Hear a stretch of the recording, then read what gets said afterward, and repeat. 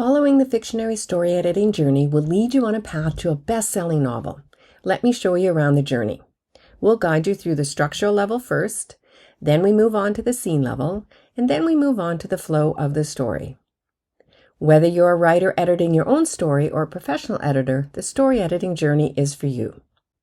Let's take a little tour. In each step, you can click here and rewatch the video. You can click here and watch a video that shows you how to edit for each step. And if you hover over any button, we'll show you a quick tip about the step.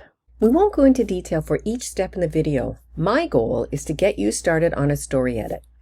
Let's look at step 1 first, because it's almost impossible to perform an efficient story edit without creating a skeleton blurb. So we're going to do that.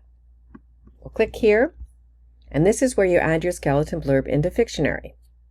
The skeleton blurb is simply the protagonist, the story goal, and the story stakes. You must know who the story is about or the reader won't know who to follow. This will be the protagonist. The protagonist must have an external goal, otherwise they have nothing to do. You'll enter that here.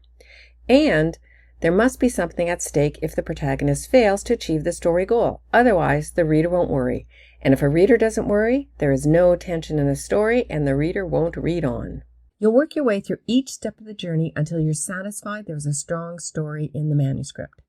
After the blurb, you'll move on to the story structure. In this step, Fictionary automatically names your scene and creates your story arc. This is where you'll first see the structure of your story. Now, it's your turn. You can explore the example manuscript here, or you can click My Bookshelf and import a manuscript and start editing.